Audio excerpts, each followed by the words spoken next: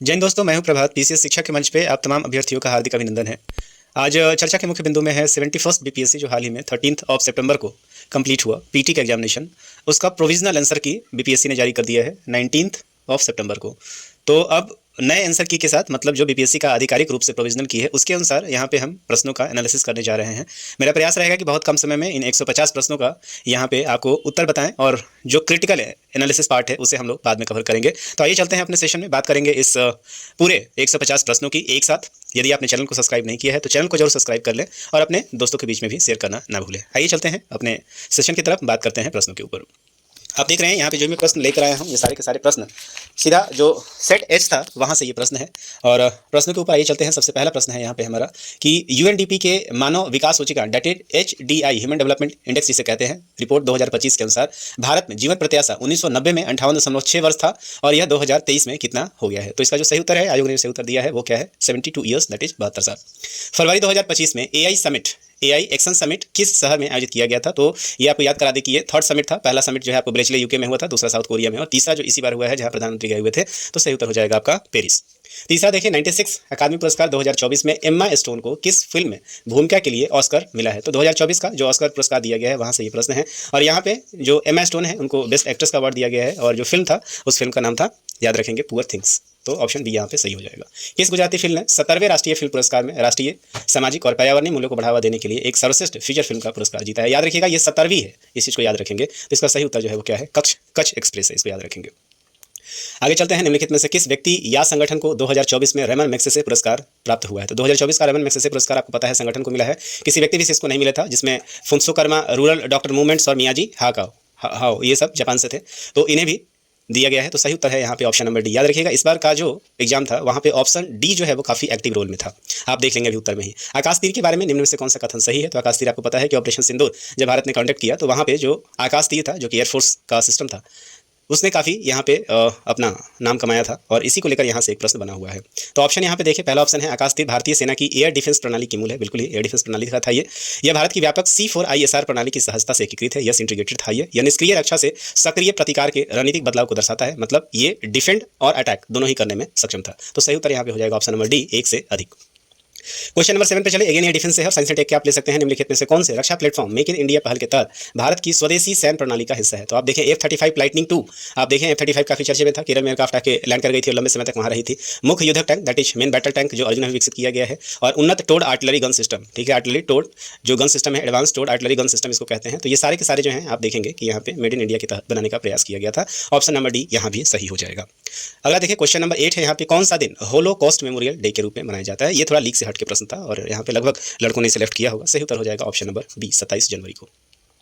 आगे चलते हैं यहाँ पे क्वेश्चन नंबर 9 को देखें। अगेन ये करंट अफेयर्स से क्वेश्चन था, तो करंट अफेयर्स में देखें यहाँ पे तो सही आप देखें क्वेश्चन, बानू मुश्ताक की किस पुस्तक को 2025 का अंतर्राष्ट्रीय बुकर पुरस्कार मिला है? तो 2025 का अंतर्राष्ट्रीय बुकर पुरस्कार ये दिया है, आपको याद है कि बानू मुश्ताक जी को ये मिला था और उनका जो पुस्तक था वो क्या था, हार्टलैम्प था। पहली बार आप देखेंगे हैदराबाद की रहने वाली थी और हार्टलैम्प जो है ये इनकी पुस्तक थी। देखिए ऑप्शन के साथ में यहाँ पे किस तरीके से खेला गया है, ऊपर में आप देखें लाइट ऑफ द हार्ट भी ऑप्शन दिया गया है, तो यहाँ से भी कंफ्यूजन का चांसेज है, यदि ठीक से नहीं पढ़ा है तो यहाँ गलत हो सकता है। ऑप्शन भी यहाँ पे बिल्कुल करेक्ट आंसर होगा। सिंधु जल संधि के अनुसार 3 पूर्वी नदियां भारत को आवंटित की गई है, निम्नलिखित में से कौन सी उसमें शामिल नहीं है? अगेन ऑपरेशन सिंदूर का ही प्रश्न है, सिंधु जल समझौता चर्चे में था। तो आपको पता है कि जो पूरब की 3 नदियां हैं और पश्चिम की जो 3 नदियां हैं, 3 पाकिस्तान के पास है, 3 भारत के पास है।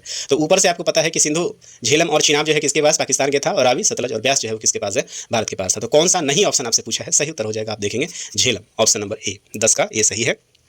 11वां देखिए, एक बार फिर देखिए यूएनडीपी की रिपोर्ट से प्रश्न है पूरी तरीके से। तो यूएनडीपी के द्वारा विकसित क्षमता गरीबी मैप दैट इज सीपीएम के बारे में निम्नलिखित में से कौन सा कथन सही है?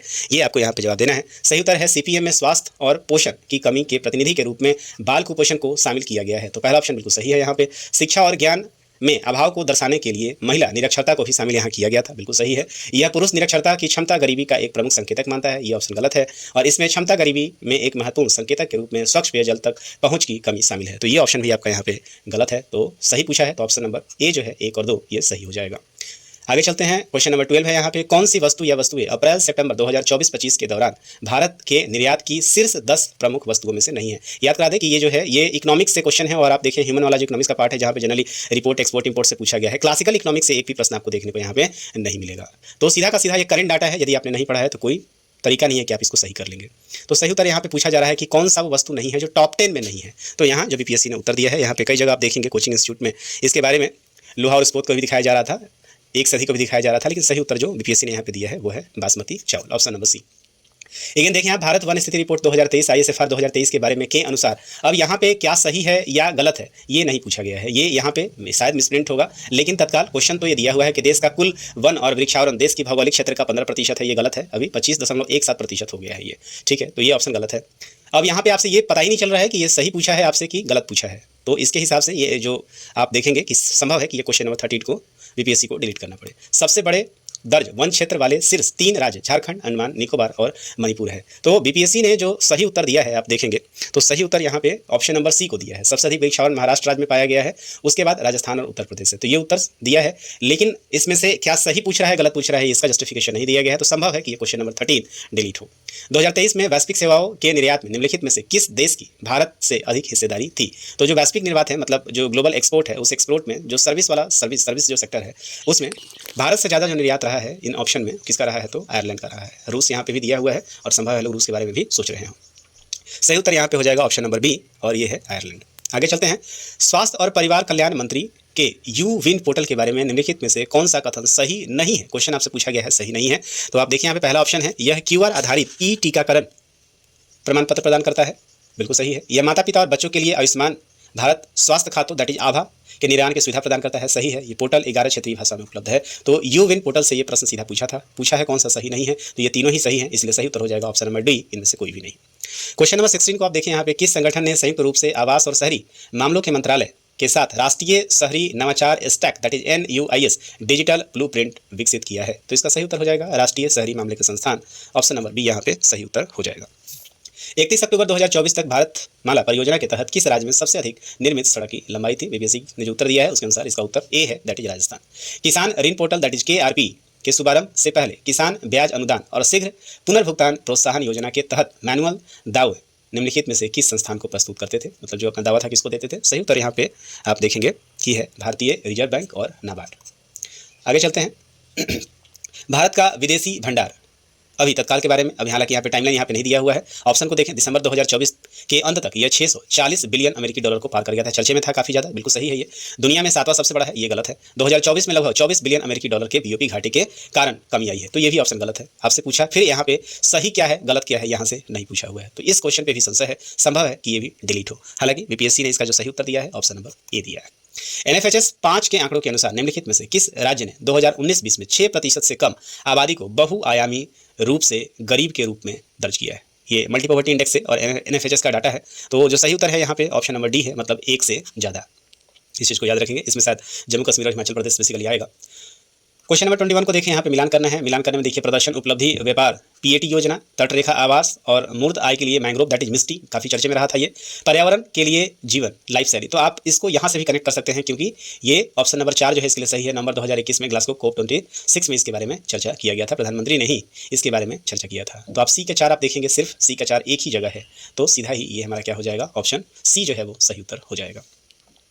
आगे चलते हैं। वार्षिक PLFS 2023-24 के रिपोर्ट के अनुसार अगेन डाटा लाया है ये, और ये डाटा से आधारित ये 5वां छठा प्रश्न है। और आप देखें कि जिसको भी ये H सेट मिला हुआ है उसके शुरुआती के जो 30 प्रश्न हैं वो सारे के सारे फैक्चुअल डाटा से हैं, और जहाँ पे ऑप्शन डी जो है मुख्य रूप से एक्टिव फॉर्म में है। ये करंट अफेयर्स में भी शामिल होगा और ये इकोनॉमी के डाटा में भी शामिल होगा। अब देखिए यहाँ पे ये बोल रहा है कि वर्ष 2021-22 के बाद शहरी महिलाओं की तुलना में ग्रामीण महिलाओं में श्रम बल भागीदारी दर LFPR में अधिक वृद्धि हुई है। क्वेश्चन आपसे ये पूछ रहा है, लेकिन अगेन यहाँ से ये बात नहीं पूछा जा रहा है कि सही है। एक नया पैटर्न देखने को मिल रहा है बीपीएससी की तरफ से, जहाँ पे इनमें से कौन सा कथन सही है या गलत है ये स्पष्ट नहीं किया जा रहा है। इस बात को भी आप याद रखेंगे। और बीपीएससी ने जो इसका सही उत्तर दिया है वो ऑप्शन नंबर ए ही दिया है, बाकी ऑप्शन यहाँ पे गलत दिए हुए हैं। अब इसके ऊपर स्पष्टीकरण है और संभव है कि इस क्वेश्चन को ही बीपीएससी डिलीट करे। क्वेश्चन नंबर 23 में देखें, निम्नलिखित में से क्या विज्ञान प्रौद्योगिकी और नवाचार नीति 2023 का परिणाम नहीं था? इस बात को याद रखेंगे। तो विज्ञान प्रौद्योगिकी और नवाचार के बारे में आपको पता है कि स्टेम के बारे में याद आ रहा होगा, ये काफ़ी चर्चे में था, जो कि 2020 का है। तो इसमें कौन से इसकी परिणाम के अंदर नहीं आता है? तो अटल इनोवेशन जो मिशन है इसका नहीं है, ऑप्शन नंबर सी सही है। देश के सकल मूल्य वर्धित GVA में सूक्ष्म लघु और मध्यम उद्योगों की हिस्सेदारी 2020-21 से बढ़कर 2022-23 में कितनी हो गई है? तो अगेन ये क्वेश्चन जो है आप देखेंगे इकोनॉमिक सर्वे से ये प्रश्न है। इकोनॉमिक सर्वे मतलब जो नेशनल इकोनॉमिक सर्वे है वहाँ से क्वेश्चन को लिया गया है। तो सही उत्तर जो बीपीएससी ने दिया है वो 27.3% से बढ़कर 30.1% हो गया है, ऑप्शन बी यहाँ पे सही है। 25वें प्रश्न की तरफ देखें। अगेन इस क्वेश्चन को आप चाहे ज्योग्राफी में ले लें, चाहे आप इसको इकोनॉमी में ही ले जाएं। तो भारतीय सीमेंट उद्योग के संबंध में निम्नलिखित में से कौन सा कथन सही है या है। तो यहाँ पे आप देखें, यहाँ पे इसने बिल्कुल क्लियर किया है कौन सा कथन सही है या गलत है, यहाँ स्पष्ट है। तो यहाँ पे जो बीपीएससी ने सही उत्तर दिया है उसका उत्तर जो है ऑप्शन नंबर एक ही है। भारत का लगभग 87% सीमेंट उद्योग राजस्थान, आंध्र प्रदेश, मध्य प्रदेश जैसे कुछ प्रमुख राज्यों में केंद्रित है। बिल्कुल सही है। भारत दुनिया में सीमेंट का सबसे बड़ा उत्पादक है, गलत है, चाइना है यहाँ पे। और भारत में सीमेंट संयंत्र कच्चे माल के स्रोतों से दूर और निर्यात का समर्थन करने के लिए बंदरगाहों के पास स्थित है। तो इस कथन को भी पास, बंदरगाहों के पास, इसे भी गलत बीपीएससी ने किया है। तो यहाँ पे जो सही उत्तर बीपीएससी ने दिया है यहाँ पे केवल ऑप्शन नंबर एक को दिया है, ऑप्शन नंबर ए सही है। 26 में देखें, बिहार में मिशन दक्ष का प्राथमिक उद्देश्य क्या है। मिशन दक्ष को बहुत पहले लाया गया था। मिशन दक्ष दिया था क्लास 3 से लेकर 8 तक के बच्चों को जो कमजोर हैं उनको वापस से उनको सहायता करना और उनको अपग्रेड करने के लिए। तो इसी के अनुसार ऑप्शन नंबर सी यहाँ पे सही है। ग्रेड स्तरीय दक्षताओं तक पहुँचने के लिए पिछड़े वाले छात्रों के लिए व्यक्तिगत सलाह प्रदान करना, ऑप्शन सी यहाँ है। बिहार स्टार्टअप नीति 2022 के युवा ढांचे के तहत निम्नलिखित में से कौन सा घटक शामिल नहीं है। तो युवा जो ढांचा बिहार का है उसमें शामिल कौन सा है। तो ऑब्वियसली अंतर्राष्ट्रीय बाजार विस्तार योजना जो है वो यहाँ पे शामिल नहीं किया गया है। तो जो 27 है क्वेश्चन नंबर, उसका ऑप्शन नंबर सी यहाँ पे करेक्ट आंसर हो जाएगा। आगे चलते हैं 28 में देखते हैं। 2023-24 में बिहार के आर्थिक प्रदर्शन के बारे में निम्नलिखित में से कौन सा कथन सही है। क्वेश्चन आपसे पूछ रहा है कि आर्थिक प्रदर्शन बिहार के बारे में, मतलब बिहार के यहाँ पे इकोनॉमिक सर्वे से एक क्वेश्चन लिया गया है। तो मौजूदा कीमतों पर बिहार की प्रति व्यक्ति जीएसडीपी पिछले वर्ष की तुलना 2023-24 में 12.8% बढ़ी है। तो क्या ये सही है? बिल्कुल सही है। आपको नजर यहाँ पे आ रहा है 23-24 में बिहार के जीएसबीए में तृतीय क्षेत्र की अनुमानित हिस्सेदारी 58.6% थी। तो यहाँ भी इसे सही कहा गया है। और आपसे पूछा कौन सा है, कितने कथन सही हैं। सकल अस्थायी पूंजी निर्माण 2023-24 में वर्तमान मूल्य पर जीएसडीपी 4.6% था। तो आप जो सही उत्तर दिया है ये ऑप्शन नंबर डी है। और जनरली अब आप जो जीबीए हम लोग याद करते हैं, कहीं भी आप देखेंगे तो पर कैपिटा इनकम को आप देख लेते हैं, लेकिन इतनी गूढ़ तरीके से परसेंटेज और इतना डिटेल्स के साथ ये 58.6% तो बिल्कुल सही है, इसमें तो दिख ही रहा था, लेकिन इतनी बारीकी से कोई भी डेटा एनालिसिस नहीं करता है। तो यहाँ पे ऑप्शन डी सही है। अगेन बिहार के एक डाटा से प्रश्न है, आप निम्नलिखित कथनों पर विचार कीजिए। बिहार में युवा जनसंख्या 0 से 19 वर्ष के अनुपात में 2041 तक काफी गिरावट का अनुमान है। तो यहाँ पे आपको बताना है कौन सा उत्तर सही है। तो बिल्कुल सही है, ऑप्शन नंबर ए जो है एक सही है। बिहार का जनसंख्यीय लाभांश 2041 तक अपने चरम सीमा पर होगी, सही है। और यहाँ पे पूछ रहा है कि बिहार में बुजुर्ग आबादी 60 वर्ष प्लस भारत की तुलना में अधिक तेजी से बढ़ने की उम्मीद है। तो ये यहाँ पे ऑप्शन नंबर जो सी है 3 है, ये गलत है। तो सही उत्तर आपको देना था। तो 1 और 2 ऑप्शन नंबर ए यहाँ पे सही हो जाएगा। आगे चलते हैं अगले प्रश्न की तरफ। तो यहाँ पे 30 प्रश्न जो आप देखें, ये बैक टू बैक जो प्रश्न थे ये इकोनॉमी से प्रश्न थे। इस बात को आप याद रखेंगे, इकोनॉमी और करंट अफेयर्स। तो 30 प्रश्न आप यहाँ पे देख रहे हैं, विशुद्ध रूप से इकोनॉमी का ये डाटा था। कुछ प्रश्न शुरुआती में 5-6 प्रश्न यदि आप छोड़ दें जो कि करंट अफेयर्स से लिया गया था, इस करंट अफेयर्स को लास्ट में भी डाला गया है। तो 20 से 25 प्रश्न जो हैं आप देखेंगे कि कंप्लीट रूप से डेटा एनालिसिस का ये प्रश्न था। अब आप समझे कि यही वो सेगमेंट था जिसको सेगमेंट यदि स्टूडेंट बना रहा है तो पहले ही जो इंप्रेशन में लड़का यहाँ पे डिमोलाइज हो जा रहा है। क्वेश्चन नंबर 30 को देखिए आप। क्वेश्चन नंबर 30 हम लोगों ने यहाँ पे डील कर लिया है। तो हाँ, ये यहाँ पे 2023-24 के अनुसार निम्नलिखित में से कौन सा कथन बिहार में महिलाओं के बीच रोजगार की प्रकृति का सबसे अच्छा वर्णन करता है। तो ज़्यादातर महिलाएं औपचारिक नियमित वेतन वाली नौकरियों में कार्यरत हैं। तो औपचारिक और नियमित वेतन वाले तो पूरे देश में नहीं है, बिहार में क्या होगा। अधिकांश महिलाएं स्वनियोजित हैं जो अक्सर घरेलू कामों में सहायक रूप से काम करती हैं। बिल्कुल सही है, स्वनियोजित भी हैं और घरेलू रूप से काम भी करती हैं। तो आगे यहाँ पे पढ़ने की आवश्यकता आपको, यहाँ देख लें द्वितीय क्षेत्र में कार्यरत है तो सर्विस सेक्टर तो बिहार का गोल है। तो सही उत्तर हो जाएगा ऑप्शन नंबर बी, बिल्कुल ही सही है यहाँ पे। अब तो आप देखिए 30 प्रश्न जो हैं ये सारे के सारे फैक्चुअल हैं और ये इकोनॉमी और करंट अफेयर्स का कंबाइंड प्रश्न यहाँ बनाया गया है। कोई भी प्रश्न आप देखेंगे यहाँ पे क्लासिकल इकोनॉमी से नहीं पूछा गया है। तो एक सेगमेंट जो है यहाँ पे समाप्त होता है।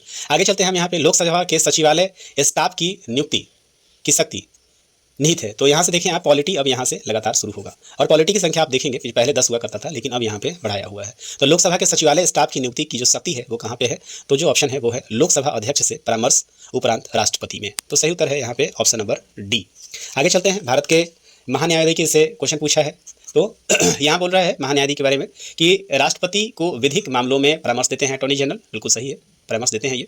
सर्वोच्च न्यायालय के अतिरिक्त सुनवाई हेतु अहर नहीं है, इसको छोड़ दिए, गलत हो जाएगा यहाँ पे। संसद के सदन की प्रक्रिया में भाग नहीं ले सकते हैं, प्रक्रिया में भाग लेते हैं ये, तो ये भी गलत है। और सरकार का पूर्णकालिक सलाहकार है, ये भी गलत है, ये बाहर प्रैक्टिस कर सकते हैं। तो ऑप्शन नंबर ए सही है। यहाँ पे अगेन कौन सा कथन सही है या गलत है इस क्वेश्चन में स्पष्ट नहीं किया गया है। तो यहाँ बीपीएससी क्या करती है, हालांकि उत्तर तो ऑप्शन नंबर ए यहाँ पे दिया हुआ है, लेकिन क्या करेगी ये देखना होगा। आगे चलते हैं, क्वेश्चन नंबर 31 से आप देखेंगे पॉलिटी शुरू हो गया है। आगे चलते हैं 33 पे देखिए, भारतीय संविधान के विभिन्न सूचियों में निम्नलिखित विषयों पर विचार कीजिए। निम्नलिखित में से कौन सा विषय समवर्ती सूची के अंदर आते हैं। तो आपको पता है कि समवर्ती सूची जिस पे केंद्र और राज्य दोनों ही कानून बना सकती है। तो वन्य जीवों की सुरक्षा बिल्कुल सही है, यहाँ पे केंद्र और राज्य दोनों में आते हैं। कृषि स्टेट के अंदर आता है, विद्युत उद्योग स्टेट के अंदर आता है, मूल्य नियंत्रण जो है वो समवर्ती सूची के अंदर आता है। तो ऑप्शन नंबर 1 और ऑप्शन नंबर 4 जो सही है और इसके अनुसार जो हमारा उत्तर यहाँ पे हो जाएगा ऑप्शन नंबर बी जो है वो करेक्ट आंसर हो जाएगा। आगे चलते हैं, निम्नलिखित में से कौन सा नीति निर्देशक तत्व गांधीवादी सिद्धांतों के अनुरूप नहीं है। तो नीति निर्देशक तत्वों में आप देखेंगे 3 विषयों का समावेश मिलता है, जिसमें गांधीवादी है, समाजवादी है, ये सारे मूल्य हैं। तो यहाँ सिर्फ गांधीवादी के बारे में पूछा जा रहा है। तो गांधीवादी मूल्य में आप देखें ग्राम पंचायत, तो उनकी अवधारणा थी कुटीर उद्योग के बारे में वो कहते थे। जो डाउट है वो काम का अधिकार और समान नागरिक संहिता के ऊपर था। तो बीपीएससी ने जो यहाँ पे सही उत्तर दिया है, यहाँ पे आप देखेंगे केवल ऑप्शन नंबर 2 के बारे में, समान नागरिक संहिता के बारे में। तो ऑप्शन ए यहाँ पे सही हो जाएगा। आगे चलते हैं क्वेश्चन नंबर 35 की तरफ। निम्नलिखित में से कौन सा युग्म सुमेलित नहीं है। तो शपथ का प्रारूप तीसरी अनुसूची में है, बिल्कुल सही है। राज्यों के सीटों का आवंटन चौथी में है, सही है। अनुसूचित क्षेत्रों का प्रशासन छठी नहीं, ये 5वीं में है। और संघ सूची 7वीं अनुसूची में है। तो यहाँ पे पूछा है सही नहीं है, ऑप्शन को फिर से देख लें आप। तो ऑप्शन नंबर सी जो है यहाँ पे सही है। क्वेश्चन नंबर 35 का सही उत्तर ऑप्शन नंबर सी है। 36 में देखिए, केंद्रीय सरकार के बारे में निम्न कथनों पर विचार कीजिए। मंत्रालय तथा विभागों का निर्माण प्रधानमंत्री द्वारा कैबिनेट सचिव के परामर्श से होता है, बिल्कुल गलत है। जो मंत्रालय विभाग का निर्माण क्या होता है, प्रधानमंत्री द्वारा, जो प्रधानमंत्री का वक्तव्य होता है राष्ट्रपति के साथ होता है। तो प्रत्येक मंत्री को मंत्रालय राष्ट्रपति द्वारा प्रधानमंत्री के परामर्श पर आवंटित किया जाता है, बिल्कुल सही है। तो ऑप्शन नंबर 2 जो है आपका सही है। और 36 का जो सही उत्तर है केवल ऑप्शन नंबर 2 हो जाएगा, ऑप्शन बी। 37 में देखें, राज्य विधायिका की कार्रवाई के बारे में क्या सत्य है। स्पष्ट है यहाँ पे दिया हुआ है। और क्वेश्चन कहाँ है, राज्य विधानमंडल वाले चैप्टर से है। तो महाधिवक्ता को मत देने का अधिकार है, बिल्कुल गलत है, ये मत नहीं देते हैं ये यहाँ पे। तो पहला ऑप्शन आपका क्या हो जाएगा, यहाँ पे गलत हो जाएगा। दूसरा देखिए, विधायिका में कार्य केवल राज्य की सरकारी भाषा में अथवा हिंदी और अंग्रेजी में निष्पादित किए जाते हैं, बिल्कुल सही है। हिंदी और अंग्रेजी कॉमन है, और बाकी जो वहाँ का लोकल लैंग्वेज है उसमें हो सकता है। क्वेश्चन आपसे पूछ रहा है सत्य है, 4 ऑप्शन है, एक से ज़्यादा का ऑप्शन है ही नहीं। तो बी जो है यहाँ पे रिलेवेंट आपको उत्तर मिल गया है। तीसरा चौथा भी देख लें, या किसी उच्च न्यायालय के न्यायाधीश के आचरण पर चर्चा कर सकता है, बिल्कुल नहीं, चर्चा नहीं होता है। किसी कथित और अनियमितता के आधार पर कार्यवाही को वैधता प्रश्न किए जा सकते हैं, ऑप्शन डी भी गलत है। तो सही उत्तर आप एलिमिनेट भी कर सकते हैं, ऑप्शन ए आप बी जो है वो सही हो जाएगा। 38 पे आते हैं, भारतीय संवैधानिक मौलिक अधिकारों पर औचित्यपूर्ण प्रतिबंध का प्रावधान करता है, किंतु औचित्य को ध्यान में रखना चाहिए कि फंडामेंटल राइट से क्वेश्चन है। और आप देखते हैं जहाँ पे क्या फंडामेंटल राइट जो है वो अनलिमिटेड है, उसके बारे में क्वेश्चन है। तो ये बोल रहा है कि आपका अपना फंडामेंटल राइट है, लेकिन क्या ध्यान रखना होगा, समान जन का हित संरक्षित रहे, ध्यान रखना है। यहाँ पे कौन सा सही है, यहाँ पे ये आपको बताना है। तो समान हित जो है वो आपका सही है, बिल्कुल सही है, समान हित तो रहना ही चाहिए। उत्तर जो यहाँ पे दिया हुआ है, विद्यमान सामाजिक मूल्य एवं सामाजिक आवश्यकता अवरोध न हो, राज्य के नीति निर्देशक तत्वों को नजरअंदाज किया जा सकता है, और सामूहिक हित विहत नहीं है। तो सही उत्तर बीपीएससी ने इस प्रश्न के लिए दिया है वो है ऑप्शन नंबर डी, मतलब केवल ऑप्शन एक ही सही है। तो याद रखेंगे, इसको भी लेकर काफ़ी ज़्यादा चर्चा हुआ है। क्वेश्चन नंबर 39 पे आते हैं, निम्नलिखित में से कौन वित्त आयोग के सदस्य के लिए आवश्यक अर्हताओं का निर्धारण करता है। तो आर्टिकल नंबर 280 में देखेंगे आप कि फाइनेंस कमीशन के बारे में है, और अभी 16वां फाइनेंस कमीशन अभी गठित ही होने वाला है। तो इससे लेकर क्वेश्चन बनना जाहिर है। और क्वेश्चन बता रहा है कि इसके जो सदस्य हैं अर्हताओं का, तो आप देखेंगे मूल संविधान में इसके बारे में चर्चा नहीं है, लेकिन इसको लेकर बनाया जा सकता है। और कौन बनाएगा, तो जब विधि की बात आएगी तो संसद विधि द्वारा ही इसे बनाया जा सकता है। तो ऑप्शन नंबर सी जो है वो करेक्ट हो जाएगा। 40 में देखते हैं, निम्नलिखित कथनों पर विचार कीजिए। सदन को आहूत करने का अर्थ दीक्षांत है, स्थगन से 17 अवसान होता है, स्थगन से 17 अवसान होता है, विघटन सदस्य को समाप्त करता है, सदन को समाप्त करता है, और स्थगन सदन के नेता द्वारा अकेले किया जा सकता है। आपको बताना है इनमें से कौन सा सही नहीं है। तो जो बीपीएससी ने उत्तर दिया है केवल ऑप्शन नंबर 4 को दिया है, और इसके अनुसार केवल ऑप्शन नंबर डी जो है सही उत्तर हो जाएगा। पंचायतों की वित्तीय स्थिति की समीक्षा के लिए कौन अधिकृत है, यही तो पंचायत वाला क्वेश्चन इसका फेवरेट क्वेश्चन है, और हमेशा ही देखिएगा राज्यपाल द्वारा गठित वित्त आयोग, ऑप्शन नंबर डी जो है वो सही उत्तर हो जाएगा। सरकार द्वारा घोषित आत्मनिर्भर भारत योजना सहयोग करती है, इसके लिए भारत के निर्माण क्षेत्र वृद्धि और उद्योग से निर्यात में, बिल्कुल सही है, और घरेलू उत्पादन में विदेशी निवेश को भी ये प्रोत्साहित करती है। तो सही उत्तर जो ऑप्शन है यहाँ पे ऑप्शन नंबर सी है, जो बीपीएससी ने दिया है।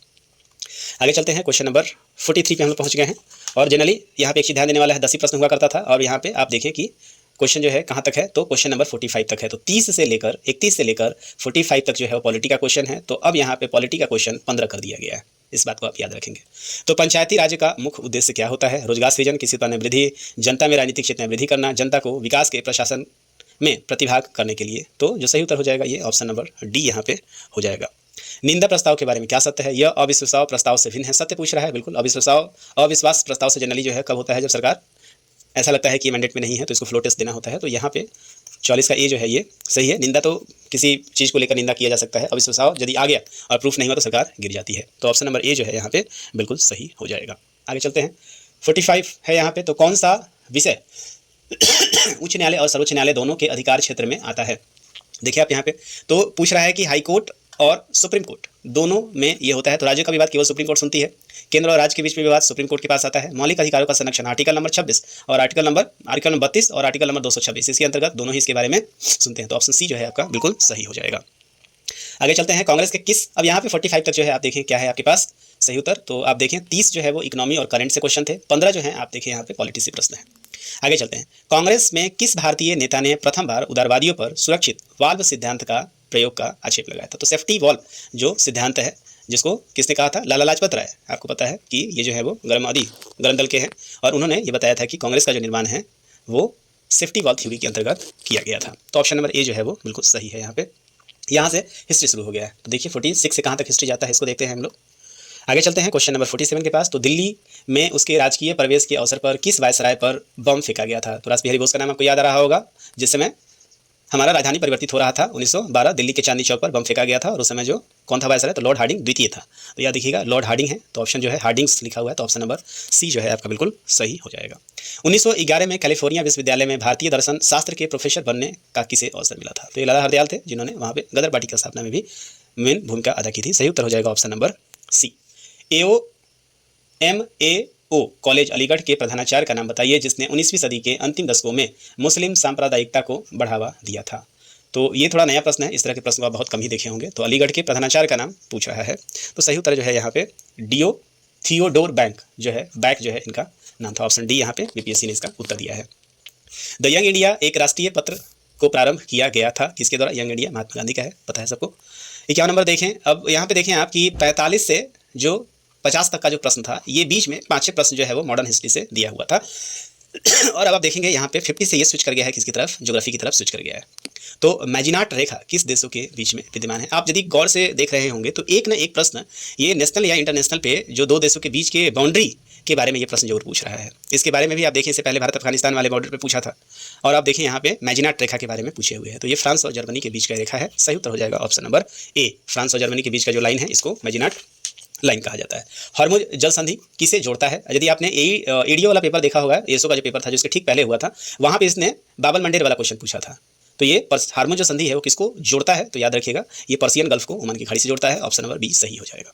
क्वेश्चन नंबर 53, ग्राउंड जीरो का संबंध कहाँ से है। तो ग्राउंड जीरो अब देखिए यहाँ पे अधिकांश लोग ग्रीनविच से कंफ्यूज हुए होंगे, लेकिन सही उत्तर जो है ये आपका ऑप्शन नंबर ए है, दैट इज न्यूयॉर्क।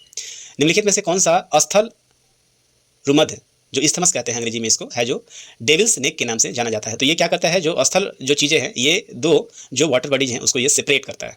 तो ये जो सही उत्तर हो जाएगा ये क्रा स्थल जल अनुरूध हो जाएगा, स्थल रुद्ध हो जाएगा। तो क्रा इस्थमस है और इसकी चर्चा आप देखेंगे एनसीईआरटी में भी किया हुआ है। तो 54 का जो सही उत्तर है ऑप्शन नंबर ए हो जाएगा।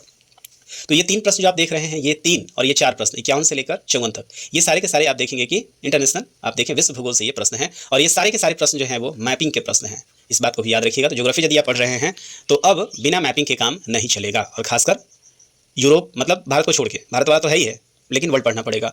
लडंग संदर्भित करता है। तो ये एक तरीका क्या है कि वन जो आपका स्थानांतरित खेती है, जो इसको हम लोग अपने यहाँ अलग अलग पूरे देश में जाना जाता है, तो इसको झूम खेती के नाम से भी जाना जाता है। तो क्या है, तो ये स्थानांतरित जो है वो खेती है। ये भी आप देखेंगे एनसीईआरटी में आपको ये मिलेगा।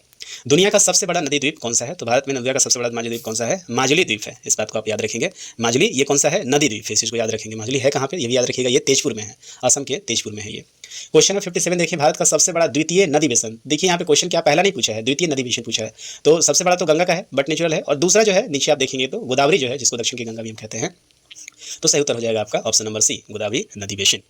आगे देखें, निम्नलिखित में से कौन सा अलकनंदा और भागीरथी संगम का स्थल है। तो अलकनंदा और भागीरथी कहाँ पे मिलती हैं, तो देवप्रयाग मिलती हैं और इसी के बाद जो है ये क्या कहलाती हैं, गंगा कहलाती हैं। तो ऑप्शन नंबर डी। फिर से ये कहाँ से है, एनसीईआरटी। अब आप देखें यहाँ पे ये 55 से लेकर 58 क्वेश्चन, ये सारा का सारा आपका बेसिक एनसीईआरटी से क्वेश्चन है, कंप्लीट एनसीईआरटी से क्वेश्चन है ये। आगे देखें, भारतीय क्षेत्र में 2 ज्वालामुखी द्वीप कौन सा है। तो भारत में 2 ही हैं, एक आपका एक्टिव है, एक नॉन एक्टिव है, दूसरा कौन सा है, तो ये बैरन है और नारकोंडम है। तो ऑप्शन डी जो है आपका बिल्कुल यहाँ पे सही हो जाएगा। आगे चलते हैं क्वेश्चन नंबर 60 पे, मेरठ में किस आइटम को शिल्पकला को जीआई टैग दिया गया है। और ये बहुत पुराना क्वेश्चन है और सही उत्तर जो है कैंची को जो दिया गया है, तो बहुत पुराना है। जनरली मेरठ में खेलकूद की सामग्री भी मिलती है, लेकिन सही उत्तर यहाँ पे कैंची है। भारत में समशीतोष्ण वन अनुसंधान केंद्र कहाँ है, तो सब ट्रॉपिकल जिसको आप कहते हैं, तो सब ट्रॉपिकल जो है ऑब्वियसली जो है वो नॉर्थ में होगा। तो इसका सही उत्तर जो है, जनरली इसमें कन्फ्यूजन कहाँ होगा आपको, शिमला और देहरादून में होगा। तो सही उत्तर लेकिन यहाँ पे क्या है, Shimla. Kanha national park common question था, मध्य प्रदेश में है। अगेन ये सारा का सारा प्रश्न आप देखेंगे कि ये बीच में एक जो है आप देखेंगे ज्योग्राफी मतलब ये करंट का है, बाकी सब जो है वो प्रॉपर ज्योग्राफी के क्वेश्चन है।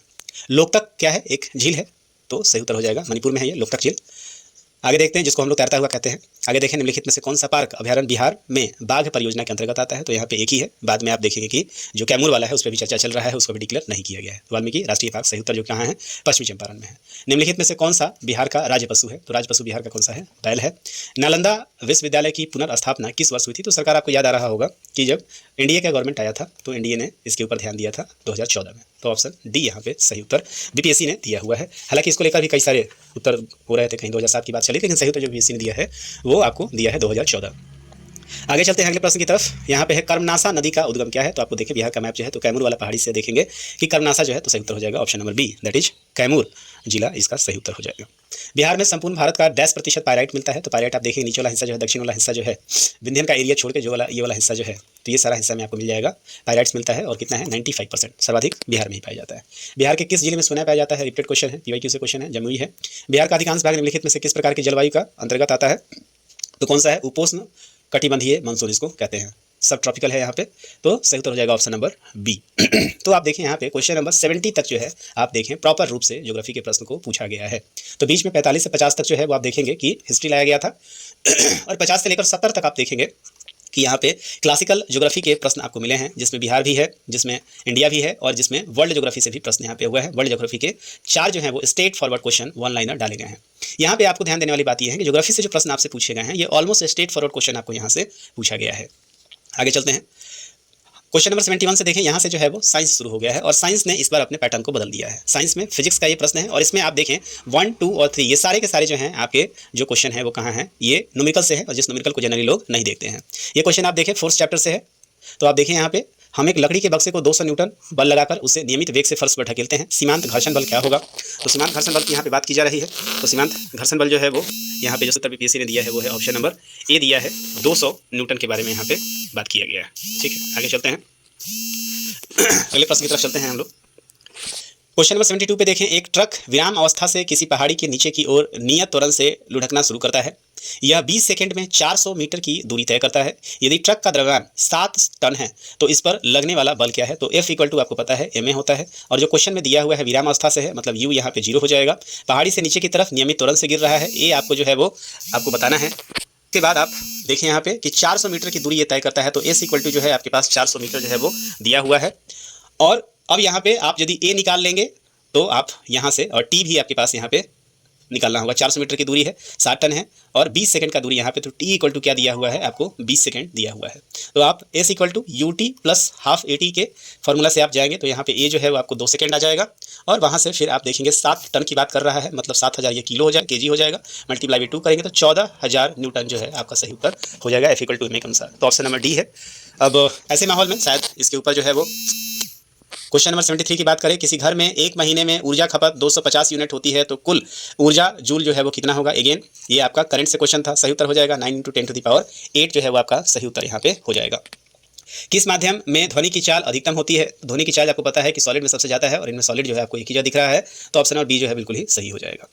मुक्त रूप से गिरते हुए पिंड की स्थितिज ऊर्जा लगातार कम होती जाती है, तो आपको बताना है कि ये किसका उल्लंघन है। तो ये भी थोड़ा सा समझ से परे क्वेश्चन आपको नजर आता है, लेकिन फिर भी जो बीपीएससी ने इसका सही उत्तर दिया है वो उत्तर जो है वो आपका ऑप्शन नंबर ए है कि ऊर्जा संरक्षण सिद्धांत का उल्लंघन नहीं है, ऑप्शन नंबर ए।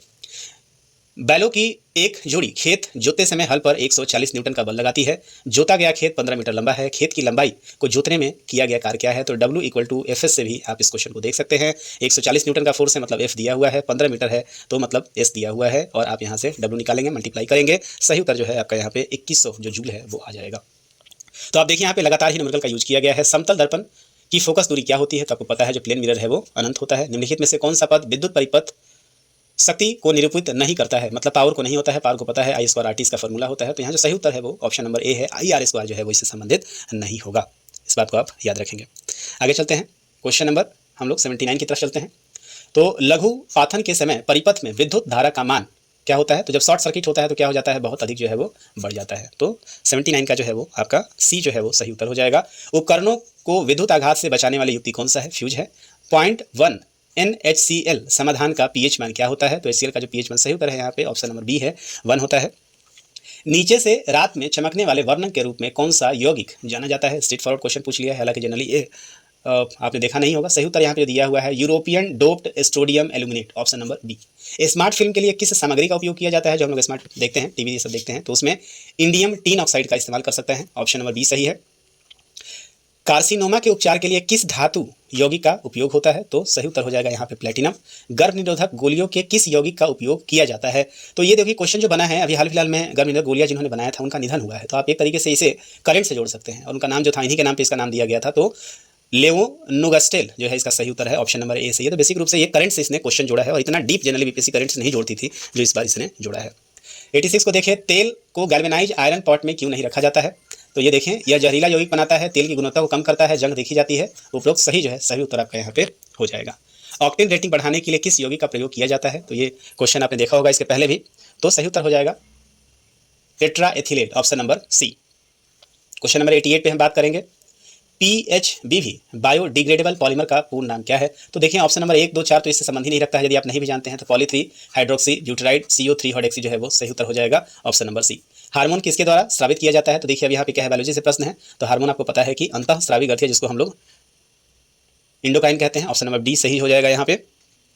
आगे चलते हैं, यहाँ पे निम्नलिखित में से कौन सा शब्द हर्पिस सिंप्लेक्स वायरस और मानव के बीच की बातचीत को दर्शाता है? ये भी क्वेश्चन आपने सामान्यतः नहीं देखा होगा, सही उत्तर हो जाएगा यहाँ पे परजीविता। संक्रमण के जवाब में बनने वाली पहली इम्यूनो जो पीला गाढ़ा जिसको कहते हैं दूध, उसका सही उत्तर है IgM, सही, ऑप्शन नंबर सी। यहाँ आप देखेंगे जैविक झिल्ली किससे बनी हुई होती है? तो लिपिड और प्रोटीन के विभिन्न संयोजन जो प्रत्येक प्रजाति, कोशिका, प्रकार और अंग के लिए विशिष्ट होते हैं, ऑप्शन नंबर ए आपका सही हो जाएगा। उसके बाद क्वेश्चन नंबर 93 देखें आप, तो क्वेश्चन नंबर 93 में निम्नलिखित में से कौन सा एक नॉनसेंस कोडन है? तो जो बीपीएससी ने यहाँ पे सही उत्तर दिया है वो है UAA। तो 93 तक आपने देखा, ये जो प्रश्न है ये प्रश्न आपका कंप्लीट रूप से आपका साइंस से क्वेश्चन था। साइंस से आप देखें कि प्रॉपर 30 से ज़्यादा प्रश्न आपको यहाँ पे नजर आ रहे हैं। क्वेश्चन नंबर 94 पे हम लोग चलते हैं। यहाँ पे विलुप्त होने के खतरे में पड़ी प्रजातियाँ क्या कहलाती हैं? तो लुप्तप्राय कहलाती हैं, जिसको हम लोग इंडेंजर्ड कहते हैं। सही उत्तर ऑप्शन नंबर क्या हो जाएगा? सी हो जाएगा 94 का।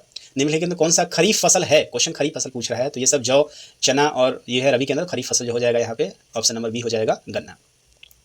पौधों में जाइलम निम्नलिखित कार्य करता है, तो जाइलम और फलम दो होते हैं। तो जाइलम जो है क्या करता है, नीचे से ऊपर, मतलब ये खनिज ले जाने का काम करता है। ऑप्शन नंबर आप ये देखें, क्वेश्चन नंबर 96 आप देखें तो ऑप्शन नंबर बी जो है बिल्कुल सही हो जाएगा। पौधों के वर्गीकरण में संवहनी ऊतकों वेस्कुलर टिश्यूज की विशेषताओं का उपयोग करने वाले पहले व्यक्ति कौन थे? तो ये एपिडे कोंडेलो थे, ऑप्शन नंबर सी जो है यहाँ पे बिल्कुल सही हो जाएगा। आम में जो हम खाते हैं वह क्या है? तो मध्य भीति जो है वो होता है, ऊपर से छिलकर बीच में ये होता है, तो बीच वाला हिस्सा आप खाते हैं, ऑप्शन नंबर बी सही है। क्वेश्चन नंबर 99 देखें, ओजोन दिवस कब मनाया जाता है? तो 16 सितंबर को ओजोन दिवस मनाया जाता है, स्ट्रेट फॉरवर्ड प्रश्न था। माइकोराइजा संबंध में पौधे का लाभ क्या है? तो आप देखें तो यहाँ पे जो ऑप्शन दिया हुआ है, खनिजों का बढ़ा हुआ अवशोषण और रोगों से सुरक्षा, ऑप्शन नंबर डी। किस कमीशन, अब यहाँ से एक बार फिर से जो है हिस्ट्री आप देखेंगे यहाँ पे शुरू हो रहा है। किस कमीशन ने सभी राजनीतिक समूह और दलों के बीच में भारतीय सदस्यों को शामिल नहीं किए जाने के कारण बेचैनी को बल मिला था? तो ये स्ट्रेट फॉरवर्ड क्वेश्चन है, आपको याद आ रहा होगा साइमन कमीशन के बारे में, जहाँ पे सभी, इसमें कोई भी इंडियन नहीं था, गो बैक साइमन का नारा लगा था 1927। आगे देखते हैं, किसने आज़ाद हिंद फौज के नेतृत्व संभाला और चलो दिल्ली की प्रसिद्ध लड़ाई का नारा दिया था? चलो दिल्ली सुभाष चंद्र बोस का है, ऑप्शन नंबर डी सही हो जाएगा। आगे देखते हैं, हम या तो भारत को स्वतंत्र करेंगे या अभियान में मर जाएंगे, डू और डाई। ये क्वेश्चन जो है वो सही कहाँ से है? तो आप देखेंगे कि डू और डाई, महात्मा गांधी ने ये नारा दिया था। आगे देखते हैं 1942 के समय किसने बांटो और छोड़ो के नारे को बुलंद किया था? तो आप देखें कि बांटो और छोड़ा जो है MA जिन्ना का है। किस अधिनियम ने भारत के विभाजन के लिए दो नए स्वतंत्र और भारत और पाकिस्तान के राज्यों को मूर्त रूप दिया था? तो ये दोनों होगा नहीं, ऑब्वियसली भारत स्वतंत्रता अधिनियम 1947 होगा। किस कांग्रेसी नेता ने 1918 में बिहार की यात्रा की ताकि होम रूल लीग की गतिविधियों को बल मिल सके? तो कौन आई थी? एनी बेसेंट आई हुई थी, ये ऑप्शन सही हो जाएगा। चंपारण कृषि कमेटी की नियुक्ति में किसके बीच समझौता हुआ था? जाहिर सी बात है, किसके बीच समझौता हुआ था? भारत सरकार और गांधी जी के बीच में हुआ था। 108 पे देखें, बिहार में किसान सभा के नेता कौन थे? तो स्वामी सहजानंद थे, बिल्कुल सही है। क्वेश्चन नंबर 9 में देखें, बिहार मॉडल से था ये, तो बिहार विक्रम पुलिस थाने के अंतर्गत राष्ट्रीय ध्वज को फहराते समय किसको मार दिया गया था? तो सही उत्तर यहाँ जो बीपीएससी ने दिया है वो है ऑप्शन नंबर ए, गोराखड़ी के रघुनाथ सिंह। मार्च 1939 में बिहार के मुख्यमंत्री कौन बने थे? ऐसे मुख्यमंत्री तो मोहम्मद यूनिस बने थे, तो जो प्रधानमंत्री उसमें कहलाता था, लेकिन जब सरकार मेजर बनी तो श्री कृष्ण सिंह बनते हैं। आगे देखते हैं, सूची आपको मिलाना है। प्राचीन भारत का स्थल दिया हुआ है और गिरनार प्रतिष्ठान, तो आप देखें यहाँ पे प्राग ज्योतिष जो है उसको भी आप देख सकते हैं। यहाँ पे गिरनार जो है वो कहाँ पे है? गिरनार जो है वो गुजरात का है। यहाँ से आप मिला सकते हैं, कर्ण सुवर्ण है प्रयुक्त। तो सही उत्तर आप देखें सी का 2 आप देखें यहाँ पे, तो यहाँ से भी आप एक ही जगह से ले सकते हैं। तो सही उत्तर जो हो जाएगा ऑप्शन नंबर ए हो जाएगा। ए का 3 जो है यहाँ पे कर्ण सुवर्ण जो है पश्चिम बंगाल का नाम था, प्रयाग ज्योतिष जो है वो क्या है असम का नाम था, गिरनार गुजरात का नाम था, प्रतिष्ठान जो है वो महाराष्ट्र का नाम था। ये एंशिएंट हिस्ट्री का प्रश्न है। निम्नलिखित में से कौन एक ऋग्वैदिक युग से संबंधित नहीं है? ऋग्वैदिक युग से संबंधित नहीं है, तो यहाँ पे तीनों जो है महिला विद्वान है और पूछ रहा है कि ऋग्वैदिक से संबंधित नहीं है। तो जो सही उत्तर जो बीपीएससी ने दिया है वो कौन सा है? वो गार्गी जो है वो ऋग्वैदिक से संबंधित नहीं थी। आगे चलते हैं। घटनास्थल है चोलगंगम, धर्म महामात्र की नियुक्ति, प्रयाग की सभा, सुदर्शन झील। तो सुदर्शन झील आपको पता है चंद्रगुप्त मौर्य का था। चोलगंगम जो है वो कहाँ से मिलता है? राजेंद्र प्रथम का था। ये आपको याद है। धर्म महामात्र की नियुक्ति जो है किसके द्वारा की गई थी? सम्राट अशोक के द्वारा की गई थी। प्रयाग की सभा जो है वो हर्षवर्धन का था। तो इसके हिसाब से यदि आप देखेंगे तो बिल्कुल सही जो उत्तर यहाँ पे हो जाएगा, किसी एक को भी आप मिला लेंगे तो ऑप्शन नंबर बी जो है वो 3 4 2 1 जो है वो सही उत्तर हो जाएगा। 114 में देखें निम्नलिखित शासकों में से किसने सबसे अधिक समय तक शासन किया था? तो यहाँ पे जो सही उत्तर है वो बहलोल लोदी है। बहलोल लोदी जो है वो सबसे सही समय तक यहाँ पे शासन किया है। यदि वंश की बात करेंगे तब तो तुगलक वंश आ जाएगा, लेकिन इंडिविजुअल की यदि बात करेंगे तो सही उत्तर हो जाएगा आपका बहलोल लोदी। ये भी अपनी तरह में एक नया प्रश्न था। आगे चलते हैं। प्राचीन भारत में निम्नलिखित राजवंशों पर विचार कीजिए, शुंग, मौर्य, कुषाण और कण्व। तो इससे पहले हर एक से शुरू होता है, लेकिन चूंकि ये मौर्य से ही शुरू किया है तो मौर्य सबसे पहले हो जाएगा, फिर उसके बाद शुंग हो जाएगा, फिर कण्व हो जाएगा और फिर आपका कुषाण हो जाएगा। तो इसको आप यदि सीक्वेंस में लगाएंगे तो सही उत्तर जो हो जाएगा ऑप्शन नंबर बी जो है 2 1 4 3 आपका सही हो जाएगा। निम्नलिखित में से कौन सी एक तुलसीदास द्वारा नहीं लिखी गई है? तो तुलसीदास की जो रचना है वो नहीं है, यहाँ पे सही उत्तर हो जाएगा। साहित्य लहरी जो है वो तुलसीदास की रचना नहीं है। आगे चलते हैं। क्वेश्चन नंबर 117, काबुल बाग मस्जिद 2.5 दिन का झोपड़ा आपको पता है किसका है? कुतुबुद्दीन ऐबक का है। इलाहाबाद का किला है एतमादुल मौला का मकबरा है। तो इसको आप नूरजहां से कनेक्ट कर सकते हैं और इसके आधार पे ही जो है आप उत्तर लगा लेंगे। 117 के अनुसार यदि आप जाएंगे तो इस ऑप्शन को आप कनेक्ट कर सकते हैं। तो सही उत्तर जो है ऑप्शन नंबर यहाँ पे बी है, 4 1 3 2। तो आप यहाँ से देख लेंगे ऑप्शन ए का जो है वो काबुली बाग जो है वो बाबर का है। आगे चलते हैं। निम्नलिखित में से कौन सा सुमेलित नहीं है आपसे पूछा है? स्वामी दयानंद सरस्वती का जो है सत्याग्रह बिल्कुल सही है। जेम्स ऑगस्टिन हिकी क्रेलकटा क्रॉनिकल ये सही नहीं है, तो ऑप्शन नंबर बी यहाँ पे सही उत्तर हो जाएगा। यहाँ पे पिता और पुत्र का दिया हुआ है, बाबर, अकबर, शाहजहां और जहांगीर। इसके बारे में आपको बताना है। तो क्वेश्चन नंबर 119 में यदि आप देखें तो ए का यदि आप देखें तो बाबर का 3 जो है कामरान उसका बेटा था, अकबर का आपको सलीम है, ये आपको बिल्कुल याद आ रहा होगा। उसके बाद आप देखें कि शाहजहां का मुराद था और जहांगीर का जो है वो खुसरो था। तो सही उत्तर हो जाएगा 3 1 4 2। 119 का ऑप्शन नंबर 1 जो है वो बिल्कुल सही उत्तर हो जाएगा। 120 में देखिए कौन सी बौद्ध संगति बिहार में आयोजित नहीं की गई थी? चौथी बौद्ध संगति कहाँ? कुंडलवल कश्मीर में हुआ था, कुषाण जो चल रहा था उसके समय। सुभाष चंद्र बोस के बारे में लिखित में से कौन सा कथन सही है? ये पूछ रहा है। देखिए वो राष्ट्रीय कांग्रेस के 1938 के त्रिपुरी सत्र के अध्यक्ष थे। त्रिपुरी में थे, लेकिन ये 1938 में नहीं हुआ था, ये 1939 में हुआ था। तो ये हो जाएगा गलत। ऑप्शन नंबर बी, जनवरी 1941 में वो घर से नजरबंद करके भागे थे, बिल्कुल सही है। 21 अक्टूबर 1943 को भारत में अस्थायी सरकार गठित की सिंगापुर में, बिल्कुल सही है। तो ऑप्शन 2 और 3 आपका सही हो जाएगा। ऑप्शन ए यहाँ पे सही उत्तर है। 22 को देखिए कौन सा नालंदा विश्वविद्यालय के आचार्य नहीं थे? तो आप देखिए नालंदा विश्वविद्यालय जो है कौटिल्य के समय था ही नहीं, तो ऑप्शन ए सही हो जाएगा। आधुनिक भारतीय इतिहास के निम्नलिखित घटनाओं पर आप देखिए राजकुमार नंद आपको पता है कि जब कोर्ट बना था उस समय का ये घटना है, सालबाई की संधि, वांडीवास का युद्ध और टीपू सुल्तान। तो 1799 जो है वो टीपू सुल्तान, ये 1773 और 75 के बीच की घटना है। सालबाई की संधि 82 के आसपास की घटना है और आप देखिए वांडीवास जो है वो 1759 के बीच की घटना है। तो इसके अनुसार यदि आप क्रम से लगाएंगे तो सही उत्तर जो हो जाएगा आपका, जो इसमें सीक्वेंस वाइज जाएंगे तो सबसे पहले जो आप देखेंगे तो ऑप्शन नंबर आपको बढ़ते हुए क्रम में आपको लगाना है। तो वांडीवास के युद्ध से आप यदि स्टार्ट करते हैं, 3 से यदि आप ले लेते हैं तो सही उत्तर हो जाएगा ऑप्शन नंबर ए, 3 1 2 4 3, फिर नंदवाला, फिर सालबाई की संधि और अंत में जो है वो टीपू सुल्तान, 3 1 2 4। 24 में देखिए बिहार में निम्नलिखित समाचार पत्रों में सबसे पहले किसका प्रकाशन हुआ था? तो ये एक नया तरह का प्रश्न आपको देखने को मिला। बीपीएससी ने सही उत्तर दिया है पटना हरकारा। चंपारण सत्याग्रह, आजाद दस्ता 1940 में व्यक्तिगत सत्याग्रह और किसान बिहार सभा संबंधित किसमें है? तो आप देखिए चंपारण सत्याग्रह जो है वो आजाद दस्ता, बिल्कुल आजाद दस्ता किसे है? तो आप यहाँ से इनसे भी आप कनेक्ट कर सकते हैं। आजाद दस्ता जो है वो जेपी का था, जो 1942 में उसके दौरान इन्होंने स्टार्ट किया था, जयप्रकाश नारायण। और 40 में व्यक्तिगत सत्याग्रह से कौन संबंधित थे? किसान बिहार सभा के सहजानंद। तो 2 से भी आप कनेक्ट आप कर सकते हैं। उसके बाद चंपारण सत्याग्रह का डॉक्टर राजेंद्र प्रसाद हो जाएगा और ये आप श्याम नारायण सिंह के साथ जा सकते हैं। तो 125 का जो सही उत्तर हो जाएगा वो हो जाएगा ऑप्शन नंबर डी जो है वो सही उत्तर हो जाएगा। आगे चलते हैं। 126 निम्नलिखित प्रश्न में दिए गए 4 शब्दों में से 3 में से एक प्रकार की समानता है, चौथा भिन्न है। दूरबीन, सूक्ष्मदर्शी और पारदर्शी, ये सब क्या है? लाइट और उसे देखने के लिए है। स्टेथोस्कोप जो है वो मेडिकल का है, तो ऑप्शन नंबर सी सही हो जाएगा। तो यहाँ से आप मैथ को आप ले सकते हैं। तो 126 से यहाँ पे मैथ शुरू हुआ है। स्प्रिंग को कोड में UNFC लिखा है। इसका सही उत्तर जो है आप यहाँ पे जो आपने बनाया होगा, तो बनाना यहाँ तो इतना लंबा वीडियो हो जाएगा, इसलिए बनाना नहीं है। सिर्फ मैं यहाँ पे उत्तर जो है वो देते जा रहा हूँ। तो ऑप्शन नंबर बी जो है इसका यहाँ पे सही है। मुकेश ने अपने मित्र से कहा इसका जो सही उत्तर है वो है आपका ऑप्शन नंबर डी, ससुर है। उसके बाद आप देखें राम उत्तर दिशा में जाता है, इसका सही उत्तर है पूर्व। अंग्रेजी वर्णमाला में जो सही उत्तर है मोहिंदर। 39 विद्यार्थियों की कक्षा में इसका सही उत्तर जो है वो आपका 16वां है। 132 का सही उत्तर है यहाँ पे 77। 133 का जो है वो 950 है। उसके बाद आप देखेंगे तो ये 7 4 जा 28 और 5 से मल्टीप्लाई है, तो फिर सबको 5 से मल्टीप्लाई किया गया है, तो 134 का सही उत्तर है 35। उसके बाद आप 135 के बारे में आप देखें तो सही उत्तर है ऑप्शन नंबर डी। 136 में देखिए 38 राष्ट्रीय जूनियर एथलेटिक्स 2025 के बारे में कांस्य कितने जीता था, तो ये बिहार में इस बार ये जो था हुआ था, तो कांस्य जो है वो यहाँ पे 136 में जो है वो तो 5 जो है वो कांस्य, टोटल 12 थे जिसमें से कांस्य जो जीते गए थे वो 5 थे। कोसी मेची लिंक परियोजना से बिहार के कौन से जिलों को लाभ होगा, तो आप याद रखेंगे अररिया, पूर्णिया, किशनगंज, कटिहार वाला एरिया जो है उससे लाभ होगा। आगे चलते हैं, किस भारतीय भाषा को शास्त्रीय भाषा का दर्जा दिया गया है, तो हाल फिलहाल में जो बढ़ाया गया था, तो मराठी और बंगाली दोनों शामिल की हैं तो एक से अधिक हो जाएगा। नागी पक्षी अभयारण्य स्थल को महत्वपूर्ण पक्षी और जैव विविधता के रूप में किस संगठन ने मान्यता दी है, ये क्वेश्चन कंफ्यूज करने वाला था क्योंकि अभी हाल फिलहाल नागी नक्टी जो है रामसर स्थल में शामिल हुआ था, तो यहाँ पे सही उत्तर है बर्ड लाइफ इंटरनेशनल। राष्ट्रीय पंचायत दिवस 2025 का आयोजन कहाँ किया गया था, तो पीएम साहब खुद आए थे मधुबनी में और मोतीपुर को दिया गया था। लूनर ट्रेल ब्लेजर मिशन जो है नासा का मिशन था और चंद्रमा की सतह पर जल का पता लगाना और मानचित्रण करना था, ऑप्शन ए सही है। आगे देखिए अफ्रीकानर्स से अभिप्राय किन लोगों से है, तो ऑप्शन नंबर सी है दक्षिण अफ्रीका में श्वेत अल्प समूह से है, ऑप्शन नंबर सी सही है। उस 16वीं सदी की बावड़ी का नाम क्या है जिसे भारतीय पुरातत्व सर्वेक्षण ने हाल ही में वर्ल्ड मॉन्यूमेंट्स फंड इंडिया के सहयोग से संरक्षित किया है, तो इसका सही उत्तर है राजो की बावली। न्यूयॉर्क सिटी के मेयर का नाम क्या है जिन्होंने 14 अप्रैल 2025 को डॉक्टर बी.आर. अम्बेडकर ने घोषित किया है, सही उत्तर हो जाएगा एरिक एडम्स। और यूरोविजन सॉन्ग कॉन्टेस्ट का अस्थायी नारा क्या है, ये बिल्कुल ही अलग टाइप का प्रश्न था और काफ़ी पुराना प्रश्न है, शायद अधिकांश लड़कों ने इसे छोड़ा होगा, तो ऑप्शन नंबर सी जो है इसका बिल्कुल सही है, यूनाइटेड बाई म्यूजिक।